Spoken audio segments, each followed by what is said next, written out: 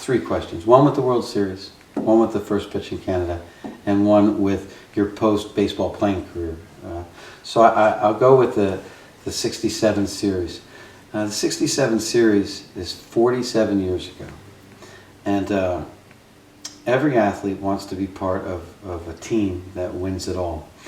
Of course, there's the last out, and the gathering on the field, and the celebration in the locker room, and the victory parade. But if I go into the 162 games, you were part of what got them to the World Series.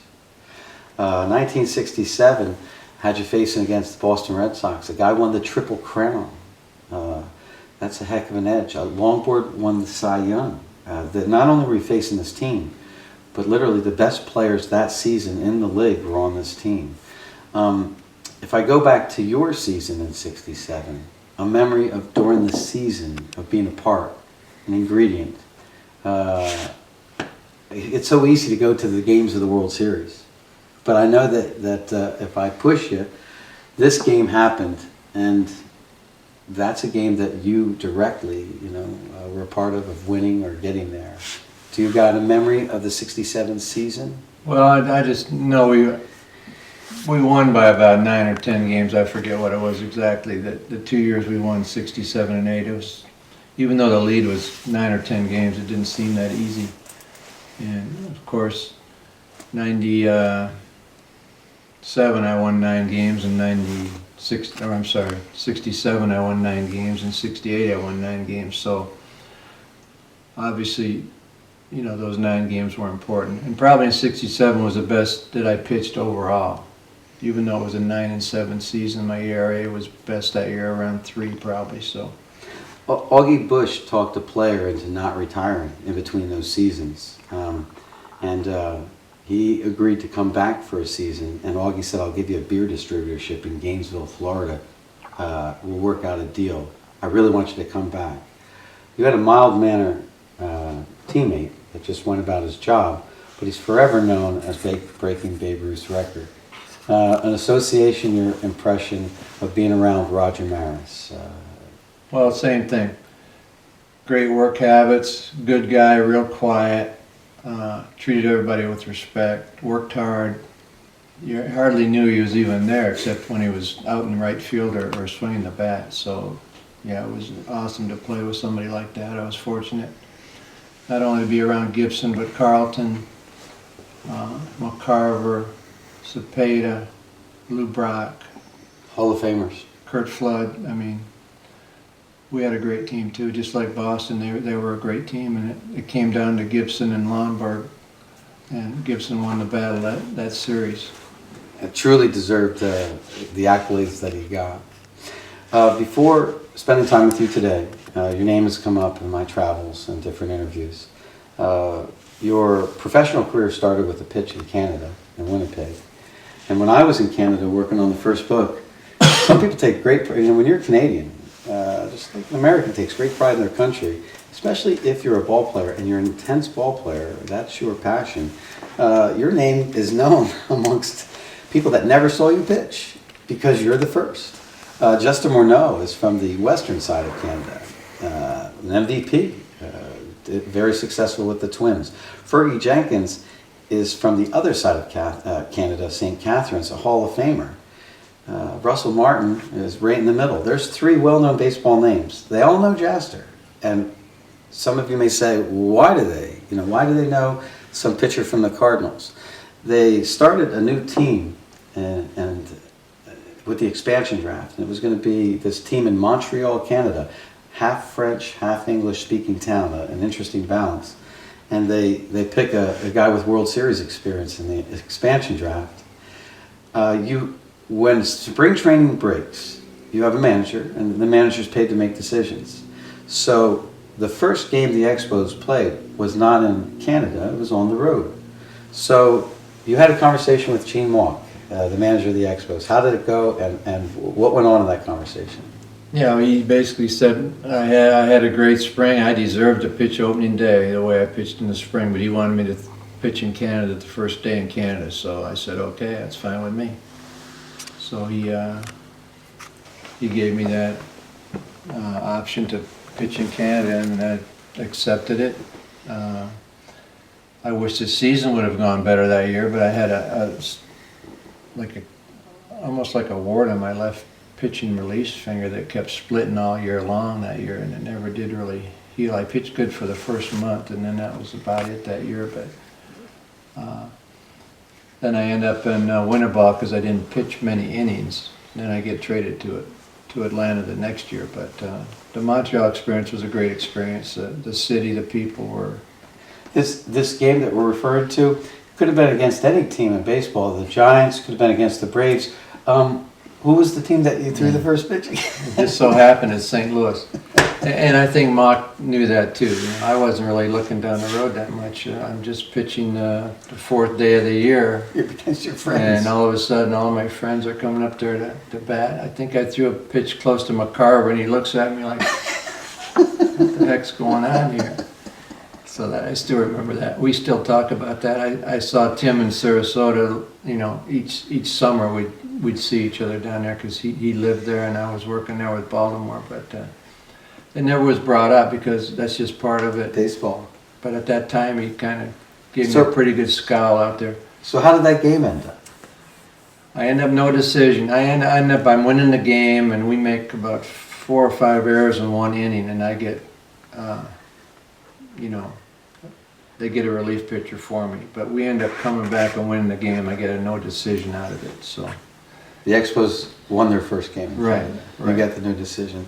The last question is obviously the fans have to understand that part of sports is also, that's only a portion of your life. It does not matter if you're an Olympic athlete, the NBA, the NFL, Major League Baseball, and it's a lot of that life does not prepare you for the transition for whenever your last day is as a competitive player professionally. You, how did your career end? And just try to summarize the next decade. You know, the next 5 years of it ends. You have to make a decision, and what do you do? It's a good story. right,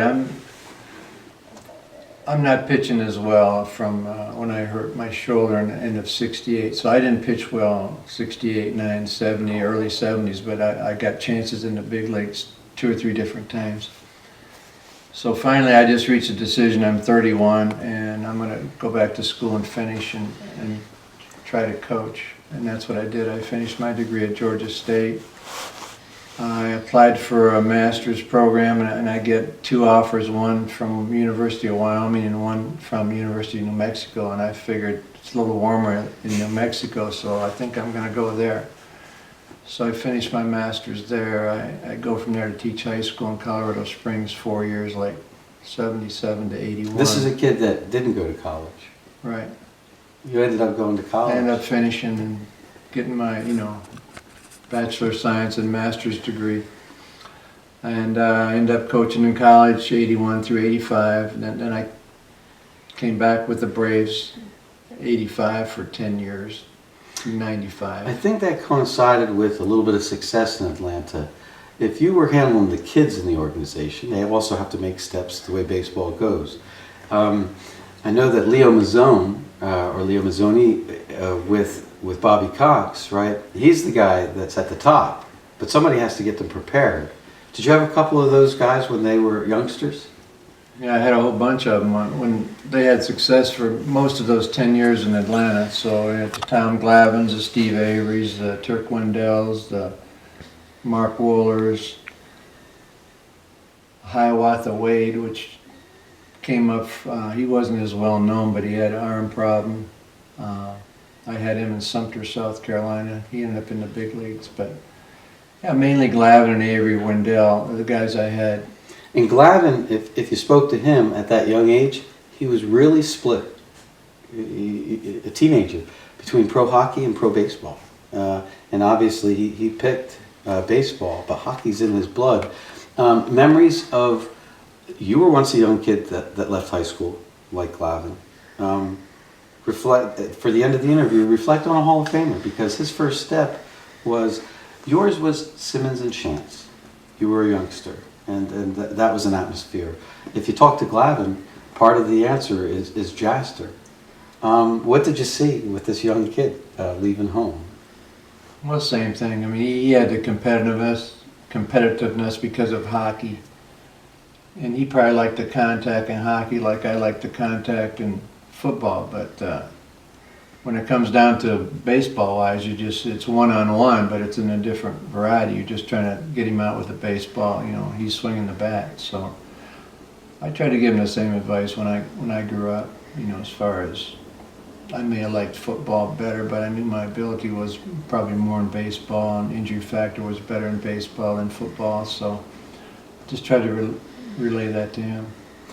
And for the folks that may go to Google and say, well, where did Before the Glory have this interview with Jaster? I'll give a teaser that they would refer to wherever we are right now as River City. And I give you a couple of seconds saying, okay, Billy Staples is interviewing Larry Jaster in River City. Would you elaborate on where we are right now? Because they're gonna be looking at this video from Iowa and Nebraska, and they're gonna say River City. Yeah, I mean, I didn't know it was River City till I moved here 9 years ago. It's Jacksonville, Florida. But there is a lot of water and a lot of rivers here. The big rivers, the St. John's River, flows all the way to Orlando. So this is just the mouth of the St. John's River. And there's obviously, from spending a little bit of time in here, there is a bunch of houses and communities that are built on the water here in Jacksonville. Right. I mean, there's some great beaches, you know, Jacksonville Beach, Ponte Vedra Beach, towards St. Augustine south, and you go towards Savannah north. There's some great beaches. The closer, you have been busy since the last day of high school to getting your education, to your master's, to teaching and coaching, to going back into baseball. These are busy days, a lot of the days of the year, with a lot of travel. What keeps you busy now? That's the end. Well, it's kind of boring right now for me. After going through 50 years of the routine every day, you know, the spring training, you get up at 6, you have your meetings at 8, you go on the field at 9, you have your lunch at 12, and then when the season starts, it's preparing everyone for the day and then doing your reports after the game. Now the reports are on a computer, where when I first started, just reports were on a piece of paper that you faxed in somewhere, or you even called in to tell somebody. Like Hank Aaron was the head of our minor leagues in Atlanta, and I just used to call Hank and tell him what went on with the pitchers. So he could make his own notes, Yeah. and that conversation was the computer. Right. So is there fishing, is there golf, is there boating, is there enjoying the news, is there walking? I know that you're not just sitting. I know you're not. Well, believe it or not, in the morning we have our routine. We do stuff around the house outside in the morning just for an hour or two, and then we go run around, do our errands and stuff. And once in a while we go to the beach and walk, you know, which is 30 minutes away. Sincerely, a kid from Michigan, to St. Louis, to Montreal, to college, to Colorado, to Atlanta, a Braves organization, to Jacksonville, Florida. Larry Jaster, it was a pleasure. All right, thanks, Bill. My pleasure.